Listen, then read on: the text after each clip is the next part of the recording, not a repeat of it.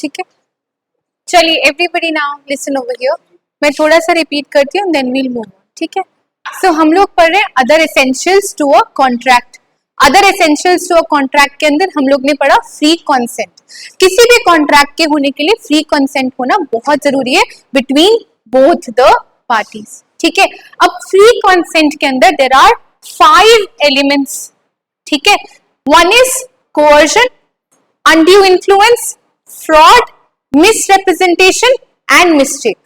ठीक है, इसके बारे में हम लोग डिटेल में पढ़ेंगे, बट अगर ये पांचों चीजें किसी भी कॉन्ट्रैक्ट का या अग्रीमेंट का पार्ट होती हैं तो जो कॉन्ट्रैक्ट होता है वो क्या हो जाता है, वॉइडेबल। ठीक है, not void. So if a question comes to you कि undue influence has been exercised, कि फ्रॉड इज टेकन प्लेस, कि मिसरिप्रेजेंटेशन हो रही है, will the contract be void और voidable? What will you write? The contract will be voidable on the part of the party who is prejudiced. जिसके साथ गलत हो रहा है उसके पार्ट पे जो कॉन्ट्रैक्ट है वो होगा वॉइडेबल। ठीक है, और इसका सबसे पहला पार्ट हमने पढ़ा कोअर्जन, जिसमें हमने कहा कमिटिंग और थ्रेटनिंग टू कमिट या डिटेनिंग और थ्रेटनिंग टू डिटेन। इसका क्या मतलब है कि कोई भी क्राइम अगर आप इंडियन पिनल कोड के अंदर, जैसे मैंने कहा कि ओके अगर आप मुझे अपनी प्रॉपर्टी नहीं बेचते मैं आपको अपनी कैप्टिविटी में रख लूंगा, that is detaining.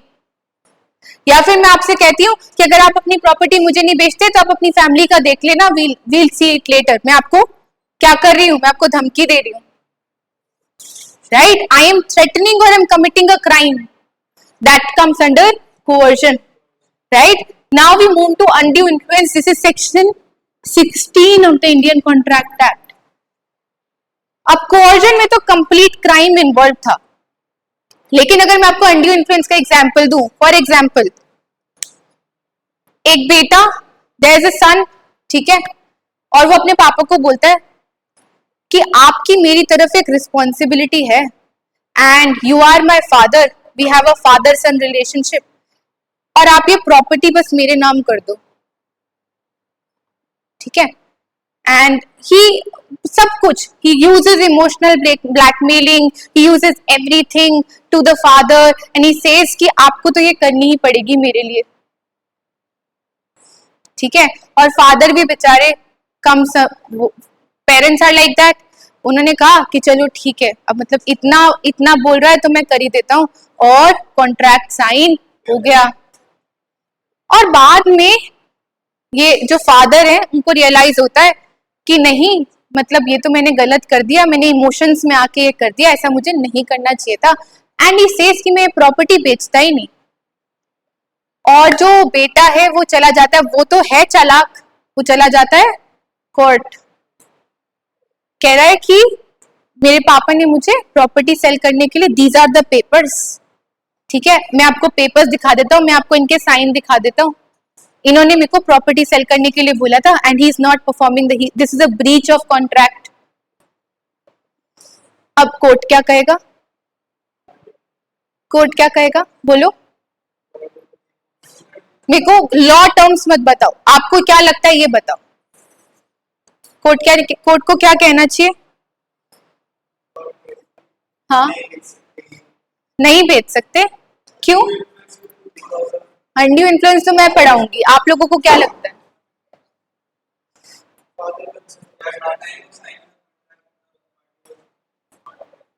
At the time of signing the contract, the party was blackmailed और ये सब। ठीक है, तो कोर्ट ये कहेगा फादर को, क्योंकि कोर्ट क्या है, court is an unbiased party, neutral होता है कोर्ट, अब फादर आके कह देगा कि मेरे को ब्लैकमेल कर दिया गया, तो कोर्ट मान जाएगा क्या? कोर्ट कहेगा the onus lies on you to prove that there was undue influence that was exercised on you, कि आपके ऊपर है, आप मुझे बताओ, ये प्रूफ करो कि आपके ऊपर अनड्यू इन्फ्लुएंस एक्सरसाइज किया गया, और अगर आप ये प्रूफ कर देते हो तो ये कॉन्ट्रैक्ट वॉइडेबल है।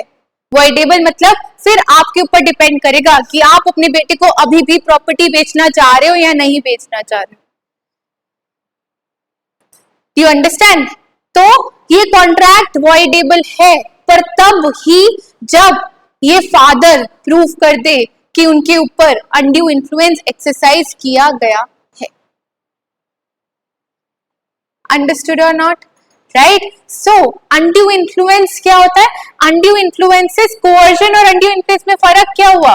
यहां पे क्राइम हो रहा है, यहां पे there soft influencing that is happening. यहां पे ये पार्टीज हो सकता है एक दूसरे को जानती हो सकता है एक दूसरे को नहीं जानती हो। यहां पे जो पार्टीज है ना, उनके बीच में there will be close relationships. नहीं तो आप कैसे किसी को, मैं क्या आप लोगों को अनड्यू इन्फ्लुएंस कर सकती हूँ? हाँ, if you have there is a fiduciary relationship.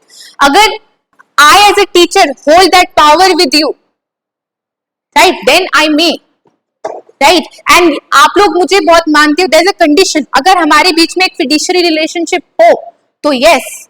लेकिन अगर हम दो रैंडम पर्सन्स हो जो रोड पे चल रहे हैं और आप मेरे ऊपर अनड्यू इन्फ्लुएंस, क्या आप ऐसा नहीं करोगे, ब्लैकमेल कर दिया, इमोशनल ब्लैकमेल कर दिया, तो क्या होता है क्या दो स्ट्रेंजर्स के बीच emotional blackmail and everything? No, हाँ, नो, राइट?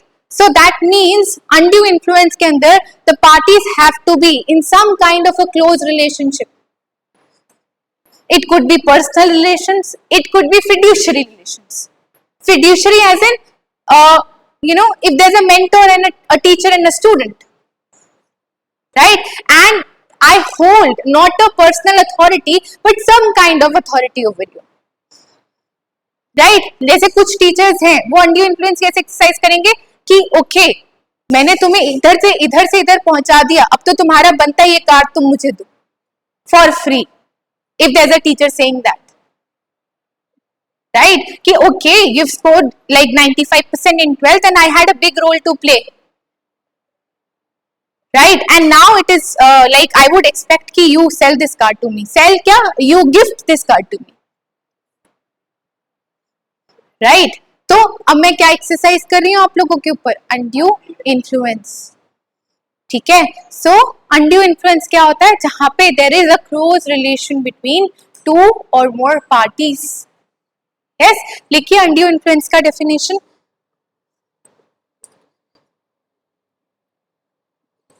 लिखिए essential ingredients for undue influence. Essential ingredients for undue influence. The very first is relation between the parties. Relation between the parties.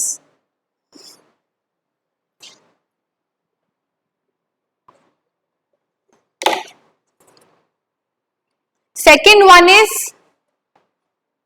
position to dominate the will.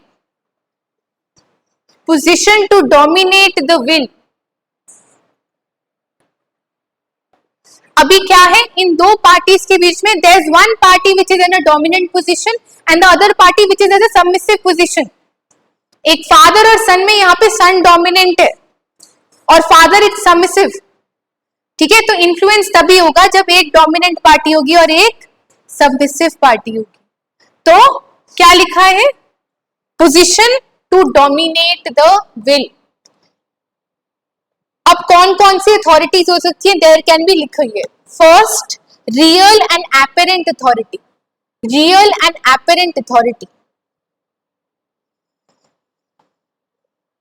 Second is fiduciary relationship. Fiduciary relationship.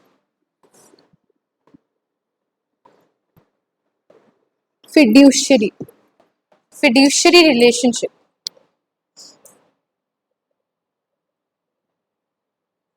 Example लिखो, a teacher influencing his student. Example, a teacher influencing his student.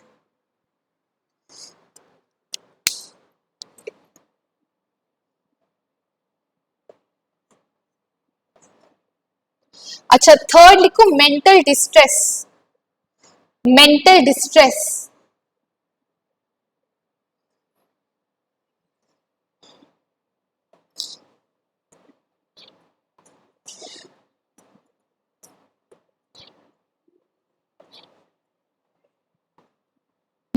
Mental distress कैसे? आप suppose there is a patient, ठीक है, and he is suffering from a very very deadly और a terminal illness, ठीक है, और वो एक डॉक्टर के पास जाता है और वो डॉक्टर उसको बोलता है कि देखो मैं तुम्हें ठीक तो कर दूंगा, बट अब मैं तुम्हें, अब तुम अपनी लाइफ के लिए तो क्या ही कीमत लगाए, अब इसका ट्रीटमेंट 25 लाख है, अगर तुम 50 लाख मुझे दे देते हो तो मैं तुम्हें ट्रीट कर दूंगा और आई अश्योर यू 100% तुम इससे ठीक होके निकलोगे। क्या ये? This is undue influence, right? The patient is in mental distress, right? The patient is not in a good physical and mental condition, and the doctor is exercising his influence over the patient, and thus contract is again what? Void or voidable? सब बोलो, void या voidable? Voidable। अभी तक क्यों नहीं समझ आ रहा? voidable। Patient court में जाएगा, कोर्ट बोलेगा पेशेंट से क्या तुम अभी भी ये काम करना चाहते हो, क्या तुम अभी भी पेमेंट करना चाहते हो? पेशेंट बोलेगा कि अच्छा ठीक है, मतलब अगर ये मेरे को ट्रीट करने को तैयार है तो चलो ठीक है मैं दे देता हूँ, वो भी सही है, कोर्ट कहता है। और सेकेंडली पेशेंट कहेगा कि नहीं मेरे साथ गलत हुआ, कोर्ट कहता है कि ओके हटाओ कॉन्ट्रैक्ट को, कोई परफॉर्मेंस करने की जरूरत नहीं है। दैट इज वॉइडेबल, ठीक है। तो इन पांचों केसेस में याद रखना, जब भी केस आए the contract is voidable, voidable, ठीक है। Now we move on to section 17 which is fraud. Fraud का मतलब तो सबको पता होगा। अब बताओ, लीगल डेफिनेशन मैं बता दूंगी, फ्रॉड का मतलब क्या होता है, मुझे एग्जांपल बताओ। धोखेबाजी, यस करेक्ट। और एग्जांपल बता दो एक।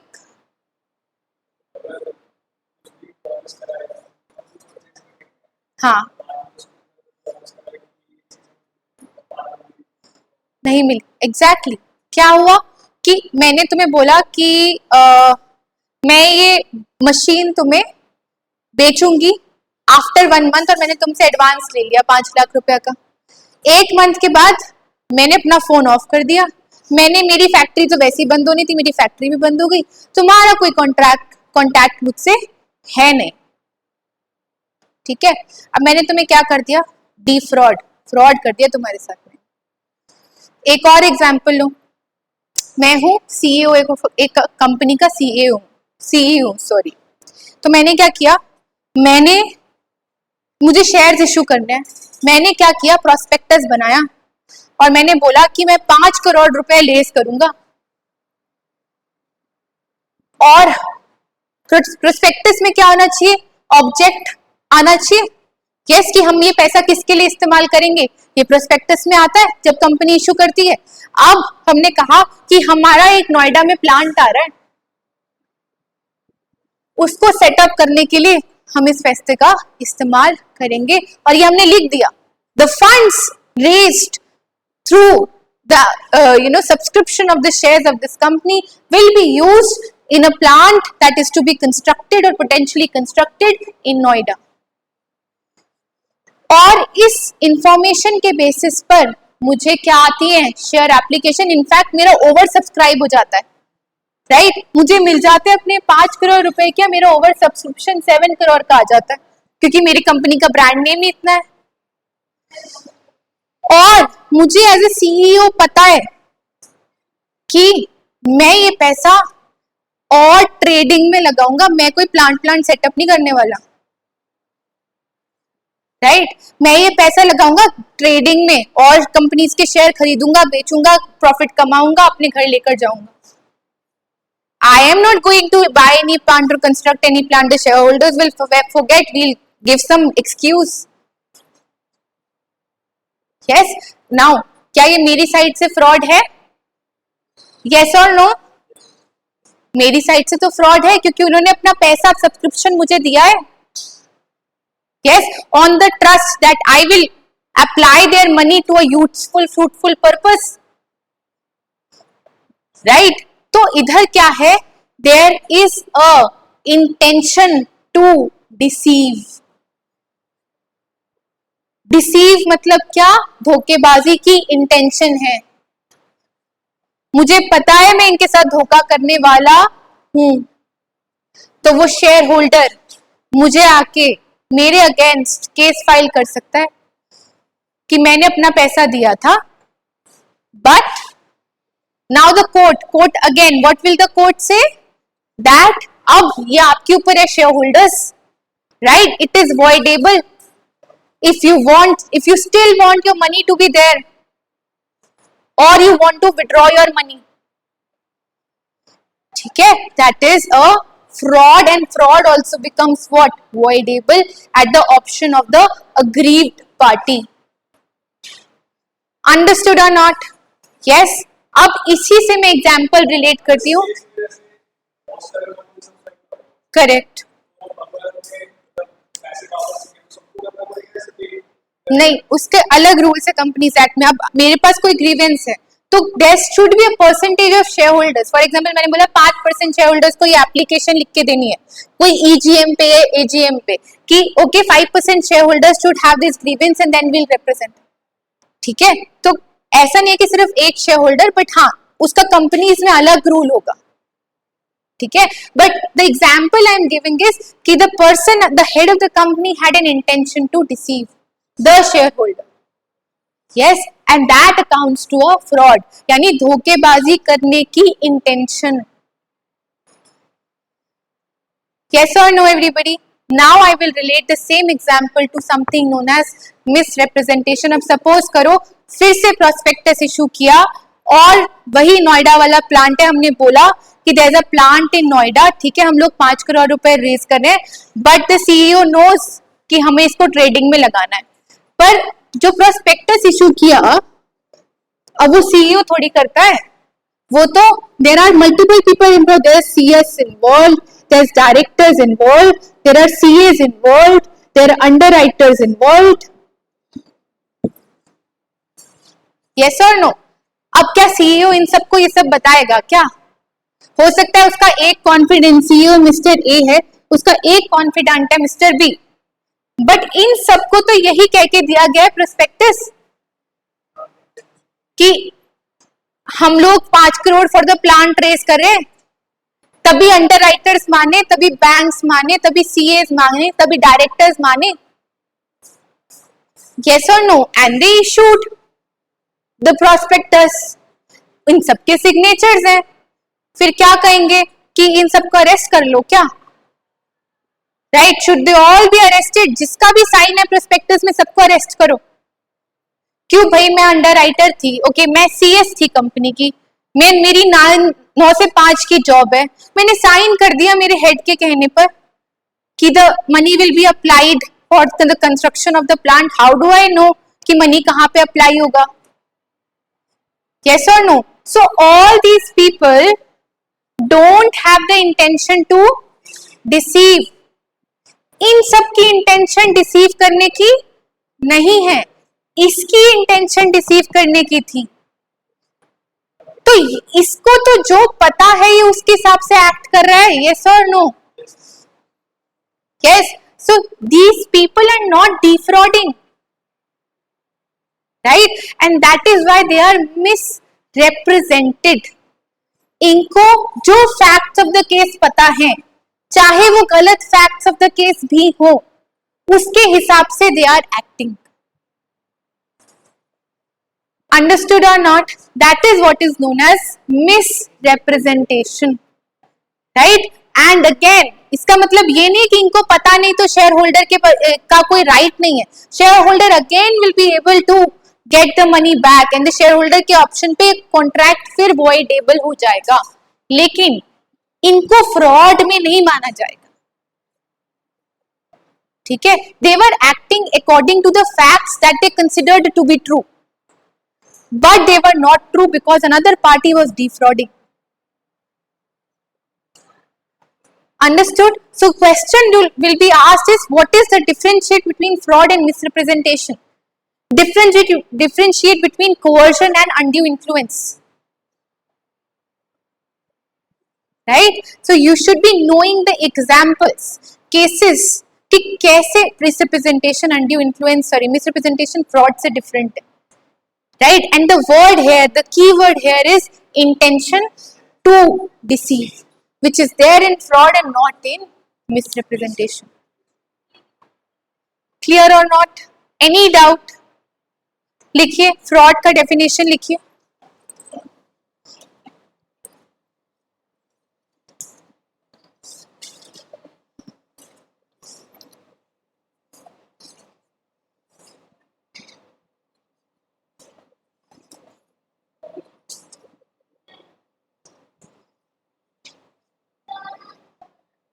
देखिए, fraud under section 17 of the Indian contract act 1872. Fraud under section 17 of the Indian contract act 1872 means an intention to deceive the other party in a contract. Means an intention to deceive the other party in a contract.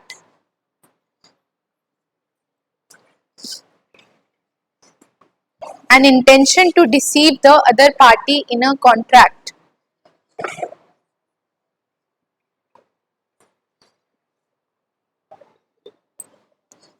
लिखिए, for example a promise made without an intention of performing it. A promise made without an intention of performing it.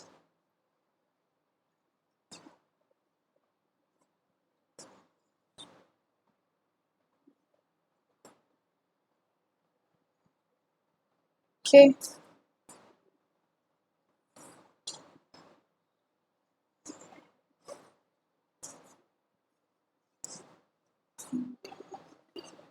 लिखिए, misrepresentation section 18.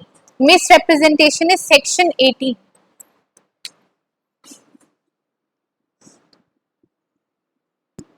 Misrepresentation section 18.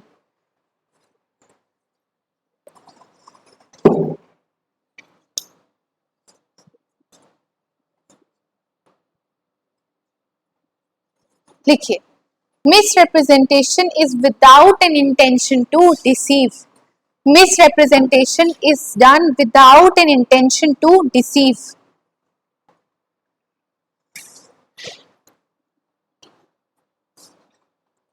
Any breach of duty without an intent to deceive, any breach of duty without an intent to deceive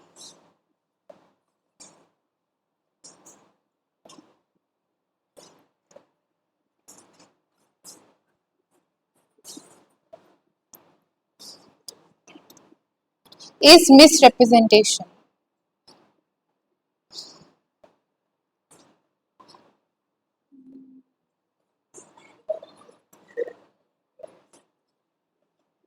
Okay.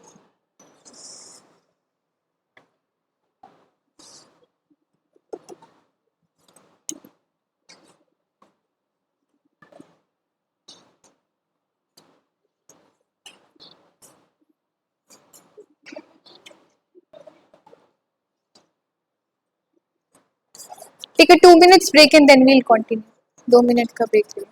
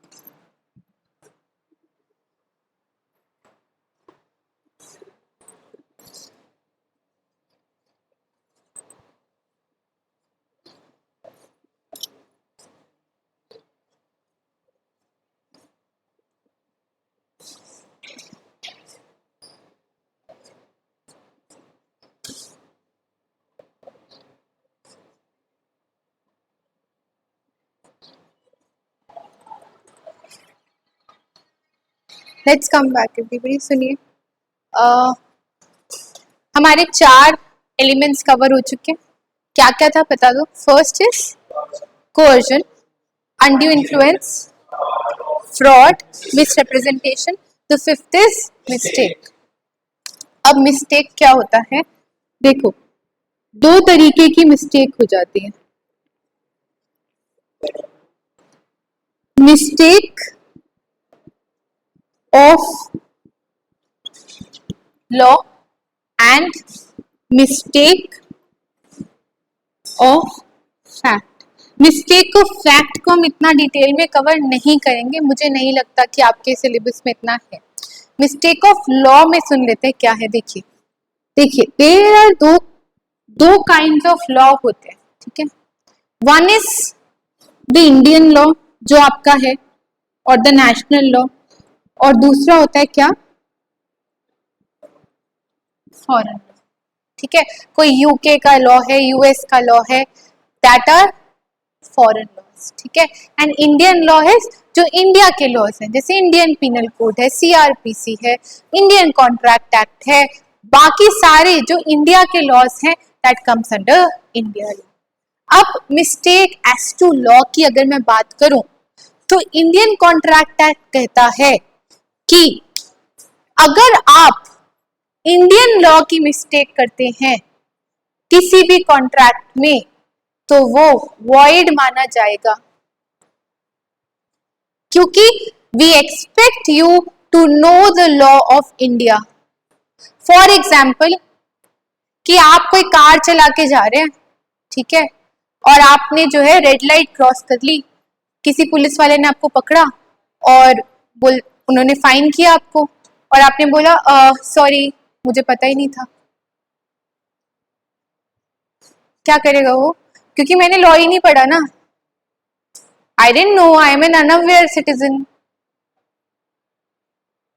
What will the person say, पता था नहीं पता था, अपनी language में बोलेगा वो, पता था नहीं पता था, हो गया, फाइन लगेगा जो लगेगा, व्हाटएवर। यस और नो।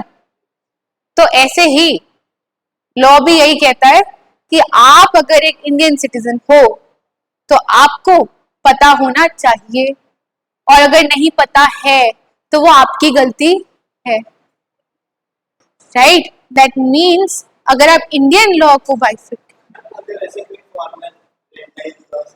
हाँ, तो फिर वो उसकी कंट्री में जो लॉज होंगे उस पर डिपेंड करेगा।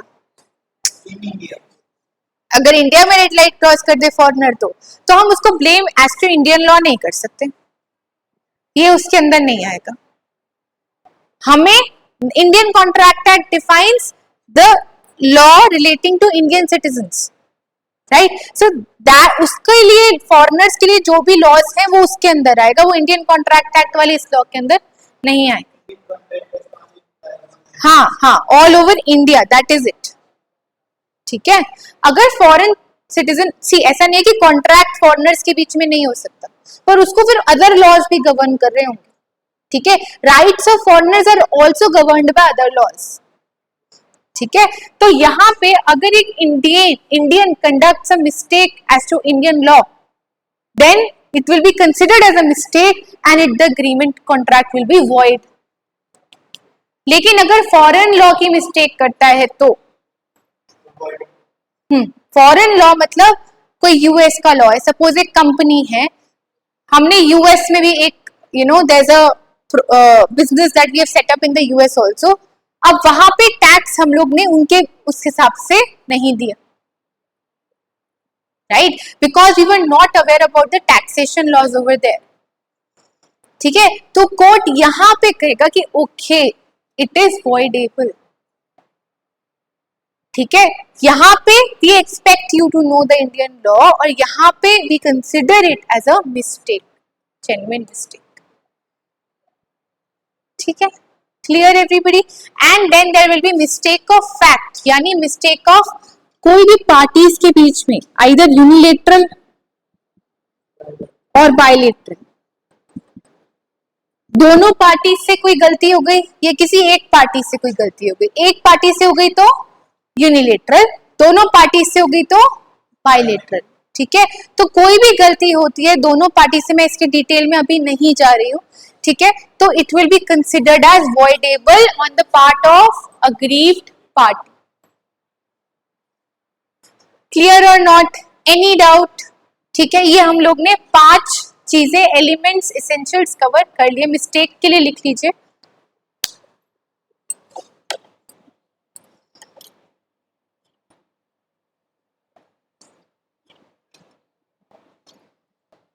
लिखो, mistake is some unintentional act, mistake is some unintentional act, omission or an error. Mistake is some unintentional act, omission or an error arising from ignorance or forgetfulness, arising from ignorance or forgetfulness. It may be of two kinds, mistake of law and mistake of fact, mistake of law and mistake of fact. Mistake of law के अंदर लिखिए,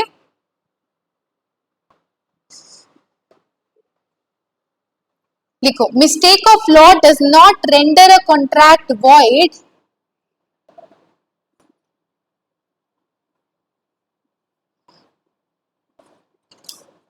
as one cannot take the excuse of, mistake of law does not render a contract void as one cannot take the excuse of ignorance of the laws of his own country.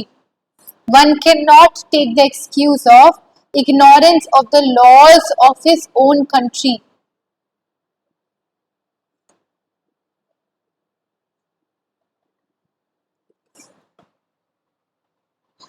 Mistake of foreign law is excusable. Mistake of foreign law is excusable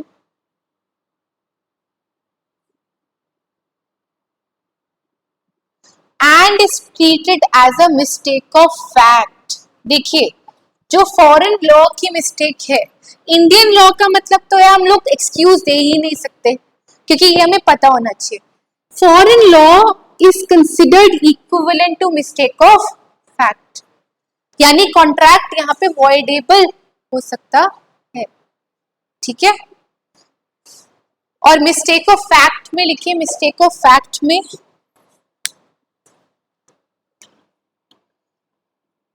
where the contracting parties misunderstood each other, where the contracting parties misunderstood each other, there is a bilateral or mutual mistake. Where the contracting parties misunderstood each other, there is a bilateral or mutual mistake.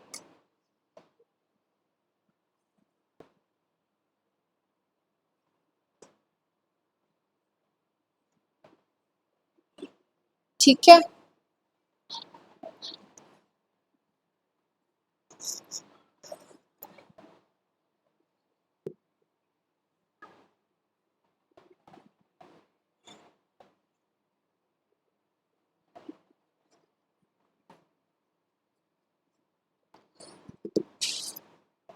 Next topic is contract of indemnity.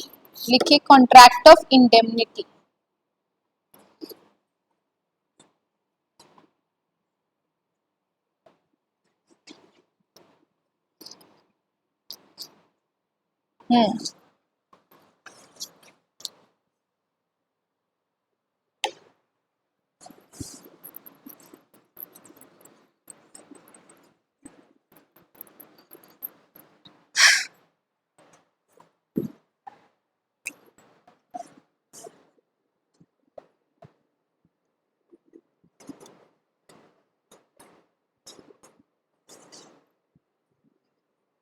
अब मैं आपको इसको example से समझाती हूँ, ठीक है। Understand the example. मैंने कहा कि आपका सारा कोर्स कंप्लीट हो गया है, ठीक है, and you are being placed in my company, ठीक है। मेरी एक कंपनी है ABC लिमिटेड, मैंने आपको एज एन एनालिस्ट प्लेस कर लिया है, बिजनेस एनालिस्ट, ठीक है। किसको कर लिया? What's your name? सृष। हाँ, तो मैंने सृष को प्लेस कर दिया है ABC लिमिटेड में, ठीक है, as on the position of business analyst, ठीक है।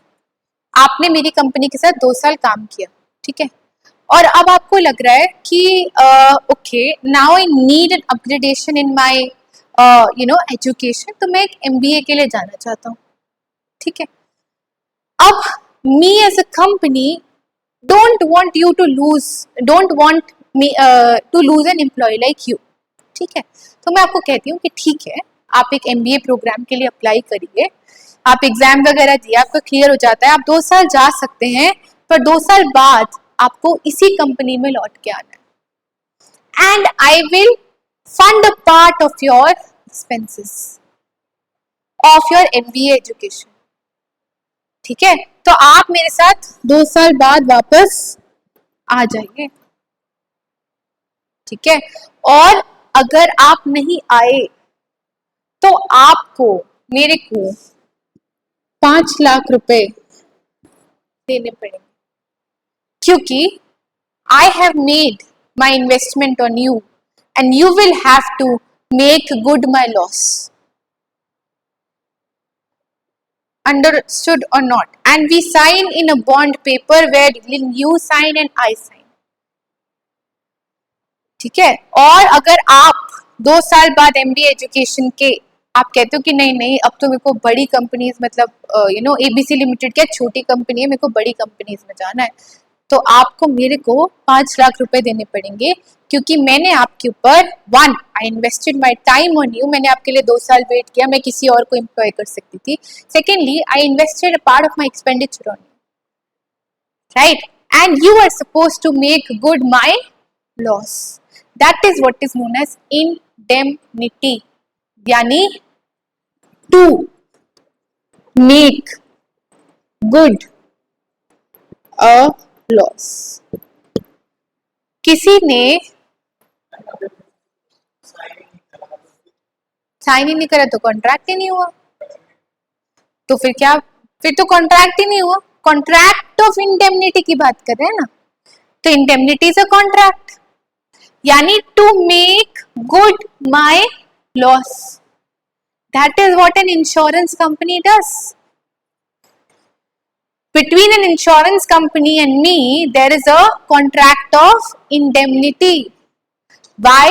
Because क्या कहते हैं कि अगर हम कार इंश्योरेंस लेते हैं या फिर हम हेल्थ इंश्योरेंस लेते हैं तो हम क्या बोलते हैं कि अगर मेरी कार को कल due to some reason it gets into a defect और कुछ हो जाता है तो आई शुड बी इंडेमनिफाइड, मेरा जो लॉस हुआ है you should make good my loss, यानी you should pay for my loss, इसलिए ही इंश्योरेंस कंपनी क्लेम्स देती है मुझे।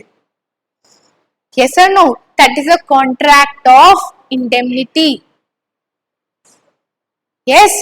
और कॉन्ट्रैक्ट ऑफ इंडेमनिटी के लिए सबसे इंपॉर्टेंट पॉइंट क्या है कि there should be happening of a loss. आप कहो कि मेरी पॉलिसी 5 साल की है, 5 साल तो मेरी कार को कुछ नहीं हुआ, लेकिन आप इंश्योरेंस कंपनी मैंने तो आपको प्रीमियम दिया है, मेरे को पैसे दो। या मैं बिल्कुल सही सलामत हूं, मैंने हेल्थ इंश्योरेंस ले रखी है लेकिन 5 साल हो गए पॉलिसी को, प्रीमियम तो मैं देती जा रही हूँ, कुछ हुआ तो है नहीं, मेरे को पैसे दो। क्यों? आपका लॉस हो गया क्या कोई? कॉन्ट्रैक्ट ऑफ इंडेमनिटी क्या कहता है? आपका लॉस होगा तो हम इन पिक्चर आएंगे, जब तक आपका लॉस नहीं होगा तो कॉन्ट्रैक्ट ऑफ इंडेमनिटी पिक्चर में ही नहीं आएगा। तो आपको 5 लाख रुपया देना पड़ेगा। हाँ, तो नहीं होगा परफॉर्म, तो क्यों होगा? लॉस सिचुएशन नहीं हुई ना, लॉस सिचुएशन होगी तो आप कंपनी के पास, तो कंपनी आपसे रिकवर कर सकती है। लॉस सिचुएशन होगी तो आप इंश्योरेंस कंपनी से रिकवर कर सकते हैं। Yes or no? So that is contract of indemnity. And indemnity के अंदर कितनी parties हैं? There are two parties. One is indemnifier, and the other one is indemnified. Indemnifier and indemnified, जो कि आपको promise कर रहा है to make good your loss whenever the loss situation happens. That is a indemnifier, in this case the insurance company. And the person who relies or takes the promise of being recovered or recovering the money in case of a loss situation, that is the indemnified. That means we as policy holders. Clear or not? Right? अब एक और situation मैं सब introduce कर देती हूँ, फिर details में जाएंगे. The second thing is guarantee. Guarantee.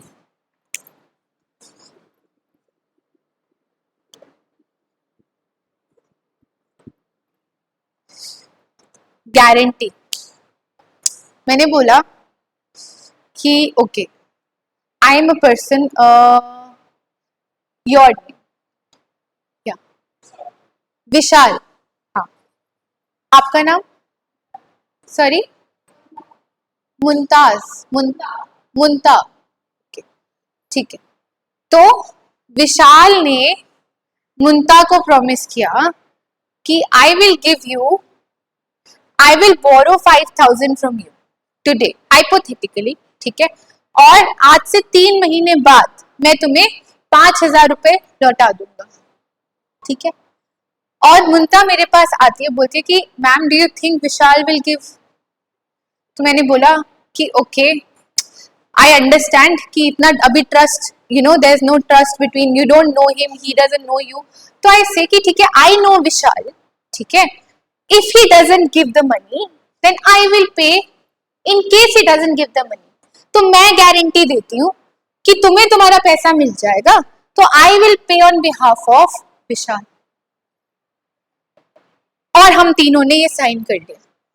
This is a contract of guarantee. यानी देर आर टू पार्टीज. ठीक है. शी इज द क्रेडिटर क्योंकि उसने पैसा लेंड किया. You are the principal debtor. ठीक है. प्रिंसिपल डेटर यानी पहली लायबिलिटी तुम्हारी बनती है पैसा लौटाने की, लेकिन तुम नहीं लौटा पाओगे तो मैं गारंटी लेती हूं कि मैं on behalf of Vishal will pay to Munta. यानी आई एम द गारंटर. ठीक है. हाँ.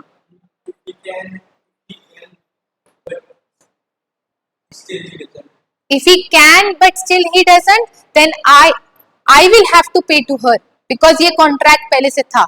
लेकिन फिर मैं इसको स्यू कर सकती हूँ कोर्ट में जाके कि he did a fraud with me. Understood?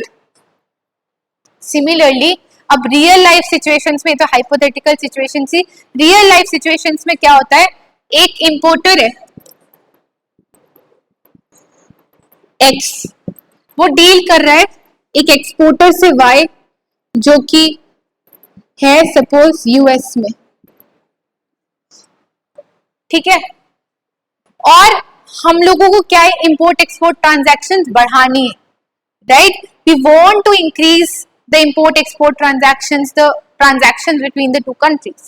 So now X is dealing, Y is dealing with X for the first time and for a huge amount of money. ठीक है. तो अब क्या करेगा, X क्या लेकर आएगा, एक गारंटी अपने बैंक से, सपोज लेट्स से HDFC.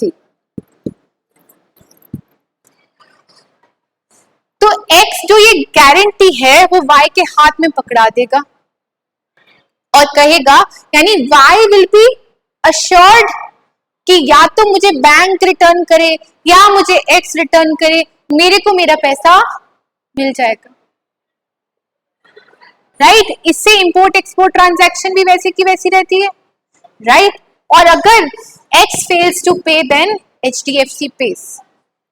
और कोविड टाइम्स में जो ये हुआ था, MSMEs, how many have heard of MSMEs, micro small and medium enterprises? अब MSMEs का जो भी लोन गवर्नमेंट ने कहा था कि MSME borrowers to some extent जो भी लोन लेते हैं, it is guaranteed by CGTMSE fund, उनका फंड होता है, right.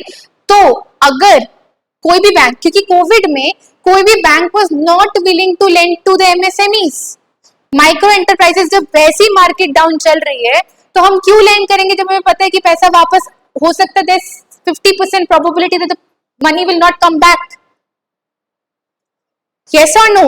And then to the government, the policy or the step it took to actually boost the MSMEs was it said the banks had to lend to the MSMEs because the loans were being guaranteed by other banks or the fund that the government has created. यानी अगर MSMEs repay नहीं भी कर पाती तो भी banks को अपना पैसा मिल जाता। That is a contract of guarantee. Clear everybody? Contract of guarantee में 3 पार्टीज होती हैं। One is the creditor, in this case Munta, right? The second one is the principal debtor, in this case Vishal, yes, and the third is the guarantor या फिर the surety, right? इस case में कितनी parties होती हैं? 3 parties. Clear with guarantee? ठीक है।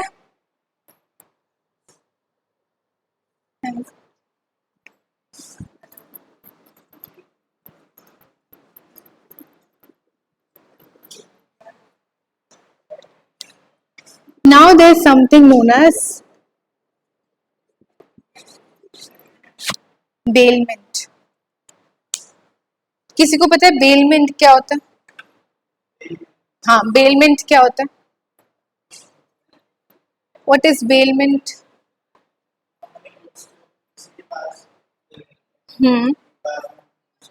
बाद में तुमसे ले लेंगे, ठीक है।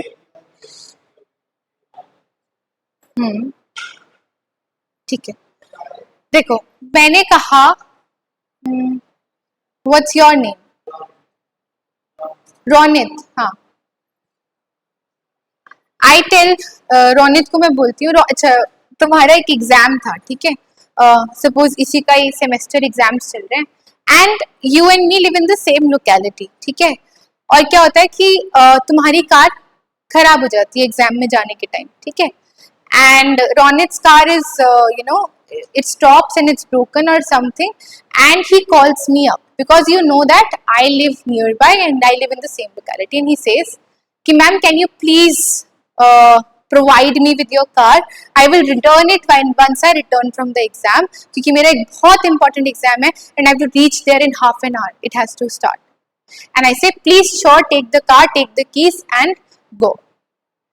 अब मैंने क्या किया, तुम्हें एक पोजेशन दिया, राइट, मेरी कार का for some time, right, I gave you the delivery of the car and you will have to bring that car to me after the stipulated period of time. That is a contract of bailment. That means I am giving my goods to you, but only the possession of goods, not the ownership or property in the goods. Do you become the owner of my car? No. Do you have the possession, but you do not become the owner. Yes or no? That is known as bailment. That means I am giving the possession of my goods to you for some point in time, and you are supposed to either return or dispose of the goods according to my instruction. ठीक है, that is the contract of bailment. Clear? For example, एक simple सा example, हम लोग Taylor को अपने clothes देते हैं टू स्टिच, राइट? अब हम अपने गुड्स उसको पकड़ा रहे हैं for some point of time, ठीक है, for some kind of consideration, ठीक है, and he is suppose to return the goods to me. हम मैकेनिक को देते हैं अपनी कार रिपेयर करने के लिए, राइट? तो I am giving the possession of my car to him, yes, he repairs it and returns back, right? तो इसको बोलते हैं बेलमेंट, यानी कुछ देर के लिए अपना पोजेशन दे दिया। आइदर वो डिस्पोज ऑफ, हम कहते हैं कि चलो इस कार में ये सब करके आप इसको आगे डिस्पोज ऑफ कर देना, सेल कर देना, मतलब, ठीक है, दैट इज ऑल्सो बेलमेंट। या मैं कहती हूँ कि इसको रिपेयर करके return it back to me, that is also bailment. Clear? अब बेलमेंट दो तरीके की हो सकती है, gratuitous and non gratuitous. Gratuitous bailment जैसे मैंने रोनित को कार दी थी, मैंने उसके लिए कुछ चार्ज नहीं किया, ठीक है। ग्रेटिट्यूअस यानी as a token of gratitude, yes, gratuitous, something I am not demanding a consideration in return, that is again an exception to consideration वाला पॉइंट, की contract can not happen without consideration. Bailment contracts can happen without consideration, that is known as gratuitous bailment. और अगर मैं Taylor को कुछ stitch करने दे रही हूँ, कार रिपेयर को दे रही हूँ, तो वो क्या होगा? नॉन ग्रेटिट्यूअस, क्योंकि उसमें मैं कुछ कंसिडरेशन दे रही हूँ। Clear everybody about bailment? Yes और नो? कोई भी डाउट है अभी तक? बोर हो रहे हो? नहीं? कोई डाउट नहीं है? आगे बढ़े? यस, बेलमेंट हो गया, गारंटी हो गया, इंडेमनिटी हो गया, the next one is agency. Agency,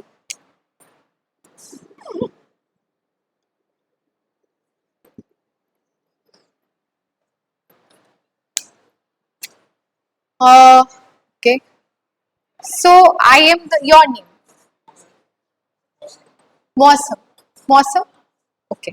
सो मैंने बोला कि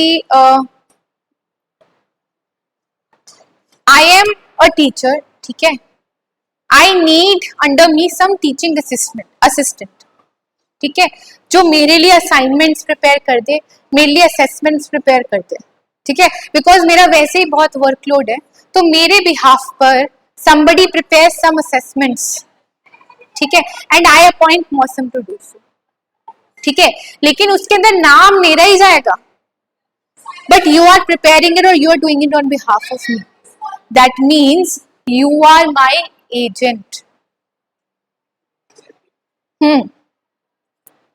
That is a contract of agency, right? That means I am appointing someone to do things on behalf of me, ठीक है। फॉर एग्जाम्पल, जो बड़े बड़े सीईओज होते हैं कंपनीज के, जो you know there are in the top leadership of the company, they have their agents to act, right? और हम लोग पढ़ते हैं ना कुछ एक्ट्स में, और authorised agent can act. Authorised agent क्या होता है? जिसको मैंने अपने बिहाफ पे एक्ट करने के लिए ऑथराइज किया हुआ है, right? That is a contract of agency, ठीक है।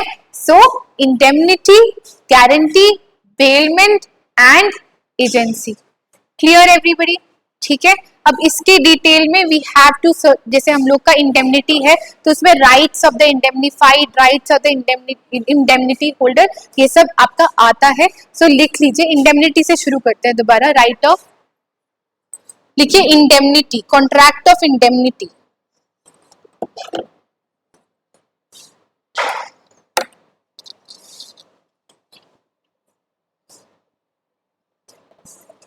लिखिए, the term indemnity means security against loss. The term indemnity means security against loss or to make good a loss.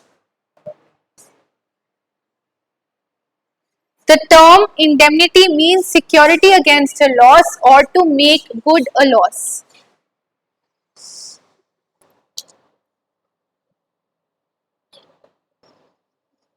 There are two parties in a contract of indemnity. There are two parties in a contract of indemnity. The indemnifier and the indemnified. There are two parties in a contract to indemnity, the indemnifier and the indemnified.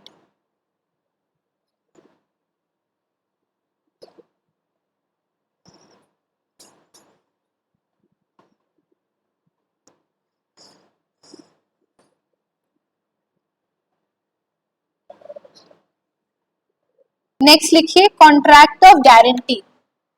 Contract of guarantee,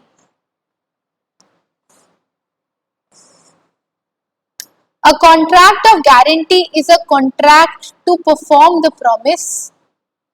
A contract of guarantee is a contract to perform the promise made or discharge the liability. To perform the promise made or to discharge the liability of a third person in case of his default. Of the third person in case of his default. There are three parties. Contract of guarantee is a contract to perform the promise made or discharge the liability of a third person in case of default.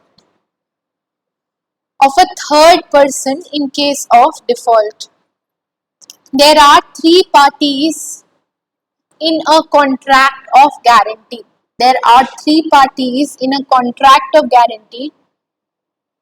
First is surety. Surety. Surety में लिखिए the person who gives the guarantee. Surety is the person who gives the guarantee. Second is principal debtor. Second is principal debtor. The person in respect of whose default, the person in respect of whose default the guarantee is given. The person in respect of whose default the guarantee is given. And the third one is the creditor. Third one is the creditor. Person to whom the guarantee is given. The person to whom the guarantee is given.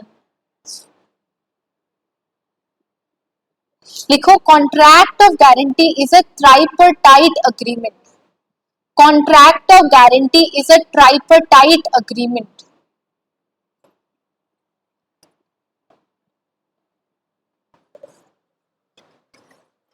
Contract of guarantee is a tripartite. Tripartite मतलब जहां पे तीन parties involve होती है. Tripartite जहां पे तीन parties involve होती है.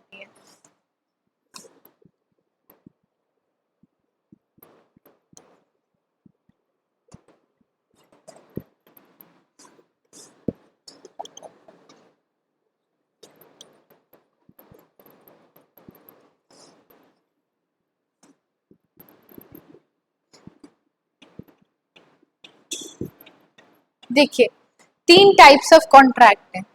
One is the principal contract, दूसरा है सेकेंडरी और तीसरा है इम्प्लाइड. मुझे बताइए गारंटी में आपको एक्सप्लेन कर चुकी हूँ. वही तीन एग्जाम्पल लेते हैं. I am there the guarantor, Vishal is there and Munta is there. Principal contract किसके बीच में? मुंता और विशाल के बीच में. क्योंकि मुंता ने विशाल को 5,000 रुपए लेंड किए थे, तो विशाल का बनता है कि वो उसको 5,000 रुपए वापस दे. यस, तो principal contract again is between the creditor and Munta is the creditor and the principal debtor. Yes और नो? ठीक है. सेकेंडरी कॉन्ट्रैक्ट किसके केस में? क्रेडिटर एंड यानी मुंता और मेरे बीच, right? The creditor and the surety. क्योंकि अगर ये कॉन्ट्रैक्ट प्रिंसिपल कॉन्ट्रैक्ट फुलफिल नहीं हुआ तो हमारा सेकेंडरी कॉन्ट्रैक्ट एक्टिवेट हो जाएगा, which is between the creditor and the surety. Yes और नो? ठीक है। और इसका इंप्लाइड कॉन्ट्रैक्ट किसके बीच में है? मेरे और विशाल के बीच में। Yes, that means the surety and the principal debtor. क्यों? क्योंकि मैं उसकी पेमेंट कर रही हूं, राइट? यानी इट इज इंप्लाइड कि हमारे बीच में भी एक कॉन्ट्रैक्ट है। Yes or no? So the implied contract is between the principal debtor and the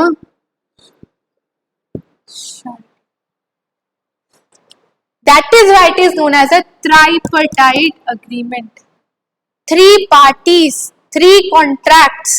One is a principal contract. Principal contract doesn't take place, activates a secondary contract, and there's always an implied contract between the surety and the principal debtor.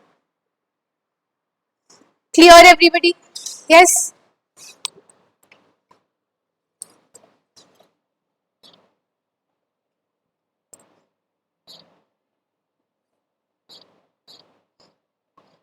Okay, question again can come like differentiate between, आप लिख लीजिए questions. Differentiate between the contract of guarantee and the contract of indemnity. Differentiate between the contract of guarantee and indemnity, coercion and undue influence. इसके बीच में भी difference आ सकता है, ठीक है? Fraud and misrepresentation.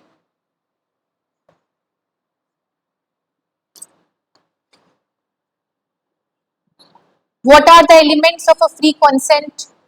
What are the essential elements of a free consent? And question can also come on case basis. For example, मैंने आपको case दे दिया कि A gives this much money to B and everything.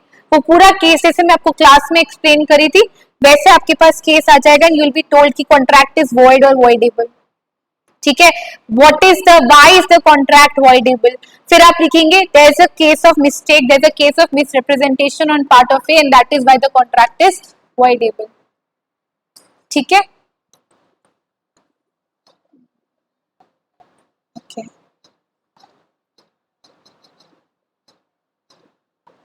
Next लिखिए bailment.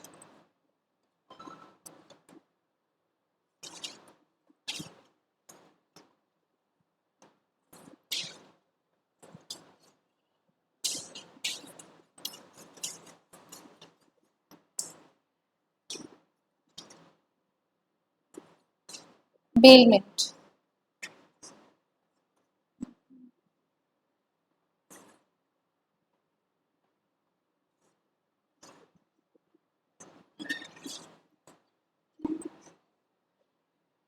ये from this class, ये from this class. बेटा 10 minute बचे class खत्म होने में। I mean I am ending with the class, I am sorry.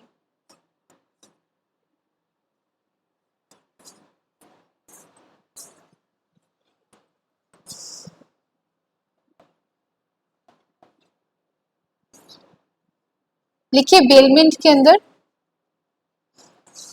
as per section 148 of the act, as per section 148 of the act, bailment is the delivery of goods. As per section 148 of the act, bailment is the delivery of goods by one person to another for some purpose. Bailment is the delivery of goods by one person from another for some purpose upon a contract. Upon a contract that whenever the purpose is accomplished, upon a contract that whenever the purpose is accomplished,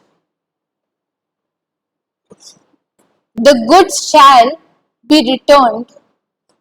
Upon a contract that whenever the purpose is accomplished, the goods shall be returned or otherwise disposed of. goods shall be returned or otherwise disposed of according to the directions of the person delivering them. According to the directions of the person delivering them. देखिए definition आपको लंबी रख सकती है but it's the same thing. क्या कह रहे हैं कि डिलीवरी ऑफ गुड्स होने चाहिए by one person to another. ठीक है. फॉर एग्जाम्पल हमने कहा था कि कार रिपेयर के लिए गई है, हम लोग ने गराज में दी, तो there is a delivery of goods. I have given my car to the garage, right, for some purpose. मेरा पर्पस क्या है? The repair of the car. Yes. And upon a contract that the good should be returned to me, यानी वो car मेरे पास वापस आ जानी चाहिए upon the completion of that purpose. Yes or no? So this is a contract of bailment जहाँ पे possession transfer होती है लेकिन the property in the goods is not transferred. Understood? Yes. So there are two parties. लिखिए two parties, bailor and the bailee. Bailor and the bailee. There are two parties, the bailor and the bailee. Baler is the person who is delivering the goods. यानी इस case में अगर मैंने car garage में दी तो I am the bailor, right, and the garage person who is taking my car is the bailee, right. So bailee is the person to whom the goods are delivered. Bailee is the person to whom the goods are delivered.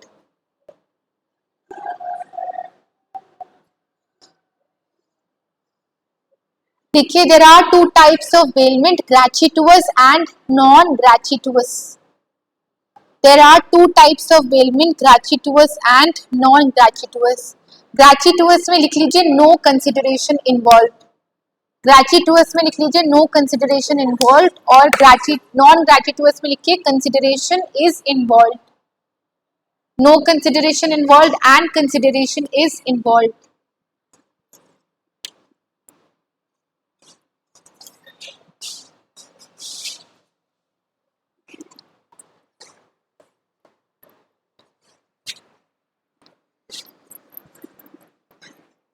Essentials of bailment में लिखिए. देखिए क्या क्या essentials है. सबसे पहले तो there should be a contract, चाहे वो ग्रेचुइटस है चाहे वो नॉन ग्रेचुइटस है. आप हाँ मैंने बोला था कि वो एक एक्सेप्शन है, राइट. हम कॉन्ट्रैक्ट में क्या बोलते हैं? There should be a valid consideration, right, but contract of bailment is an exception. जहां पे ग्रेचुइटस में अगर नो कंसिडरेशन भी हो रही है तो भी हम उसको कॉन्ट्रैक्ट मान रहे हैं. ठीक है. तो सबसे पहले क्योंकि एक इंडियन कॉन्ट्रैक्ट एक्ट में आ रहा है, ठीक है, सारे जो एलिमेंट्स ऑफ कॉन्ट्रैक्ट हैं वो अप्लाई होंगे टू बेलमेंट ऑल्सो. ठीक है. Second is possession. There should be a change of possession of goods. ठीक है. चाहे मैं गाड़ी दे रही हूँ, चाहे मैं आपको I am giving my clothes to the tailor और I am giving my goods to anybody for some purpose for certain period of time. That means I am what? Giving my goods. Give it from this class. 5 minute बचे class over होने में. No no no, I am not allowing you to seat.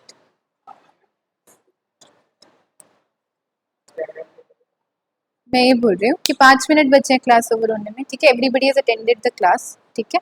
तो next class के लिए आना, अभी नहीं. ठीक है.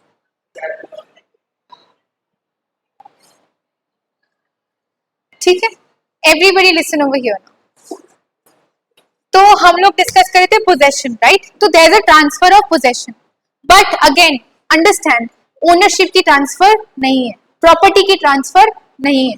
ठीक है. सिर्फ पोजेशन ट्रांसफर हो रही है. तो third important element is the delivery of goods. Delivery of goods, either it is the actual delivery और it is a constructive delivery. Actual और कंस्ट्रक्टिव डिलीवरी में क्या फर्क है? हाँ, करेक्ट, एब्सोल्युटली। तो अगर मैं या तो आपको मैं एक्चुअल कार देने जा रही हूँ, या मैंने आपको अपनी कीज पकड़ा दिया एज अ टोकन, ठीक है। या फॉर एग्जाम्पल कि मैं आपको कहती हूँ कि ये वेयर हाउस रिसिप्ट ले लो मेरी, राइट। तो ये रिसिप्ट पकड़ लो या गुड्स पकड़ लो। अगर रिसिप्ट पकड़ा दी तो इट इज अ सिंबॉलिक कि मैंने आपको गुड्स पोजेशन में दे दी, तो that is a constructive delivery and other deliveries are actual deliveries. Clear, right. इसके बाद नेक्स्ट क्लास में कंटिन्यू करते हैं, ठीक है। We are done with mostly done with Indian contract act. Next class में 5-10 मिनट का रिवीजन रखेंगे, then we'll start with the unit 2, ठीक है। आपके सिलेबस में सेल्स ऑफ गुड्स है, because the syllabus I am given is doesn't contain. Can you someone show me this syllabus once?